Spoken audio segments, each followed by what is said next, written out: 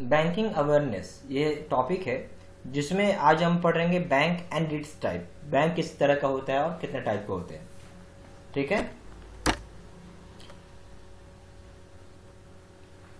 तो बैंक जो है, जो इसका प्रकार है, कितने तरह के बैंक होते हैं। पहला है पारा बैंकिंग। पारा बैंकिंग जैसे लिखा है इस पे कि when bank provide banking services except general banking facilities. Para bank समझ लीजिए छोटा बैंक है या बैंक का एक छोटा पार्ट है जिसमें कि बैंकिंग फैसिलिटीज तो प्रोवाइड करती है, ठीक है, पर वो जनरल बैंकिंग फैसिलिटी नहीं रहता। मतलब बैंक है बट सारी बैंकिंग की फैसिलिटीज या बैंकिंग सर्विसेज दे रही है एक्सेप्ट जनरल बैंकिंग फैसिलिटी छोड़ के। दूसरा है नैरो बैंकिंग। ये क्या बोलता है कि when bank invest its money in government securities in state investing in market to avoid risk. यहां नैरो बैंकिंग वो बैंकिंग है जहां की बैंक इन्वेस्ट करती है पैसा सरकार की सिक्योरिटीज पे, यानी सरकार की सिक्योरिटीज हो गया, सरकार का बॉन्ड हो गया, और ये बैंक मार्केट में इन्वेस्ट नहीं करती है अपना रिस्क कम करने के लिए। ठीक है, ओवरसीज बैंकिंग। तो ओवरसीज बैंकिंग क्या है? Bank having branches in other countries besides its origin country. Example हो गया bank of Baroda has maximum foreign branches by any Indian bank. तो ओवरसीज बैंकिंग क्या हो गया? ये वो बैंक है जिनकी ब्रांचेस फॉरेन कंट्रीज में अवेलेबल है। ओवरसीज बैंकिंग क्या हो गया? ये वो बैंक है जिनकी ब्रांचेस ओवरसीज कंट्रीज में प्रेजेंट है, यानी दूसरे कंट्री में भी प्रेजेंट है, अपना कंट्री छोड़। जैसे बैंक ऑफ बड़ौदा की अगर आप बात करेंगे तो सबसे ज्यादा इसकी विदेशों में ब्रांचेस है इंडियन बैंक के द्वारा। ओवरशोर बैंकिंग क्या होता है? सॉरी, ऑफशोर बैंकिंग क्या होता है? बैंक जो कि bank which accept currency of all countries. Offshore bank are in those countries which declares themselves as haven bank country. Example Swiss bank. तो ऑफशोर बैंकिंग जो होता है वो बैंक होता है जो कि एक्सेप्ट करता है करेंसी किसी भी कंट्री का। ऑफशोर बैंकिंग वो बैंक है जो कि एक्सेप्ट करता है करेंसी किसी भी बैंक का, सॉरी किसी भी कंट्री का। और ऑफशोर बैंक अपने आप को ये बताता है, अपने आप को ये डिक्लेयर करता है कि हेवन है, जन्नत है बैंक की दुनिया में। ठीक है, उदाहरण के लिए स्विस बैंक हो गया।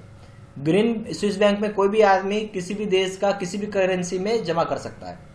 मान लीजिए अपने देश में इंडिया चलता है, बांग्लादेश का रहेंगे ढाका चलेगा। मान लीजिए कि अगर आप जापान का रहता है जापानीज येन चलता है। मान लीजिए आप फ्रांस के रहने वाले तो वहां यूरो चल रहा है। इंग्लैंड के रहने वाले स्टर्लिंग पाउंड चलता है। यूएसए के रहने वाले तो वहां डॉलर चलता है। कनाडा के रहने वाले तो कैनेडियन डॉलर चलता है। किसी भी फॉर्म का करेंसी होगा वो एक्सेप्ट करती है स्विस बैंक। ठीक है, ग्रीन बैंकिंग क्या होता है? Promoting environmental friendly practices and reducing your carbon footprint from your banking activities. Green banking का मतलब ये हो गया कि वो प्रमोट करता है एनवायरमेंटल फ्रेंडली प्रैक्टिसेस को। क्या प्रमोट करता है? एनवायरमेंटल फ्रेंडली प्रैक्टिसेस को प्रमोट करता है, और वो कम करता है कार्बन के फुटप्रिंट को। कम क्या करता है? कार्बन के फुटप्रिंट को बैंकिंग एक्टिविटी से। Islamic bank.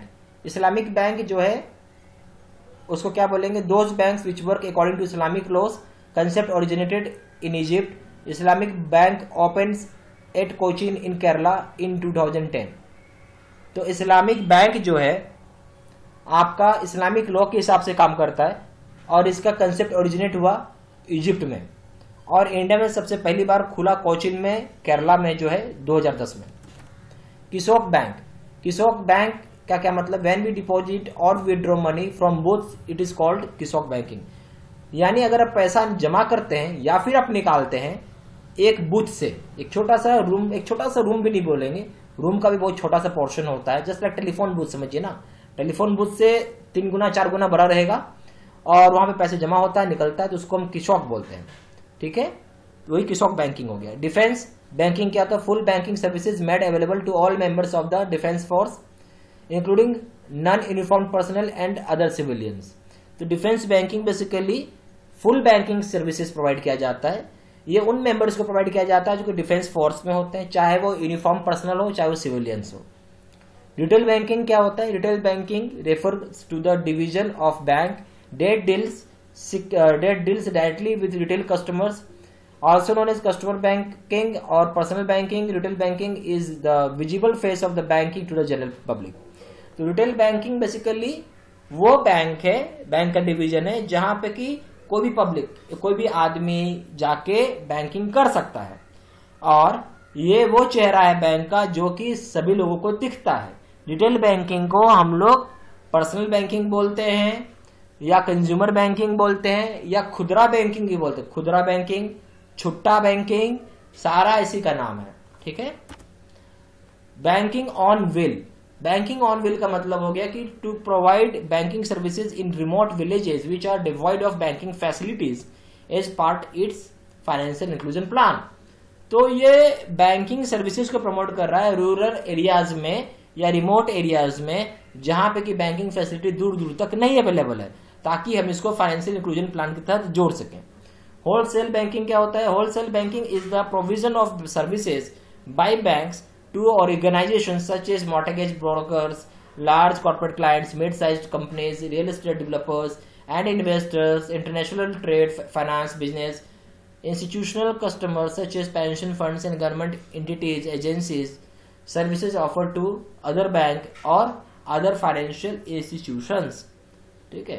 तो होलसेल बैंकिंग एक तरीके का आपको प्रोविजन दिया जाता है सर्विसेज का, ताकि आप बैंक्स का ऑर्गेनाइजेशन से आप मॉर्टगेज ब्रोकर वगैरह उठा सके, कॉर्पोरेट लार्ज कॉर्पोरेट को मिल सके और मिड साइज कंपनी को मिल सके, रियल एस्टेट डेवलपर्स को मिल सके, इन्वेस्टर्स को मिल सके, इंटरनेशनल ट्रेड फाइनेंस बिजनेस हो सके, इंस्टीट्यूशनल कस्टमर्स जैसे पेंशन फंड हो गया, गवर्नमेंट का एंटिटीज एजेंसीज है, ये इस तरह के सर्विसेज को आप दे सके या अदर फाइनेंशियल इंस्टीट्यूशन को।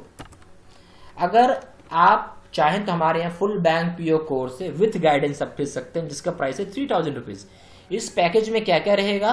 तो आपको गाइडेंस सिद्धार्थ सिन्हा के द्वारा मिलेगा, जो कि खुद एक स्टेट बैंक ऑफिसर है, और 45% फैक्टर जो है वो बिहाइंड गाइडेंस ही है। सिलेक्शन के पीछे 45% वेटेज जो है वो गाइडेंस का है। स्टेज 1 जो है वो वीडियो लेक्चर कोर्स है। स्टेज 2 है कि कैसे कट ऑफ क्लियर होगा। ये सबसे बड़ा महत्वपूर्ण चीज होता है कि क्या होता है कि कट ऑफ ही क्लियर नहीं होता, लोगों का 3 साल 4 साल खराब हो जाता है। स्टेज 3 क्या है? श्योर शॉर्ट सिलेक्शन कोर्स है, और इसमें बोनस अभी आपको क्या मिलेगा कि आपको टॉपिक वाइज मॉक टेस्ट मिलेगा plus 100 full length mock test है। ठीक है। ज्यादा जानकारी के लिए आप कॉल कर सकते हैं 4x9685127 पे। दूसरा नंबर है 7827546946 पे। जो वेबसाइट है www.bybankpocourse.in, या फिर आप ईमेल पे भेज सकते हैं कुछ जानकारी चाहिए तो seedsinha123@gmail.com पे। चैनल को जरूर सब्सक्राइब करिए। Thank you.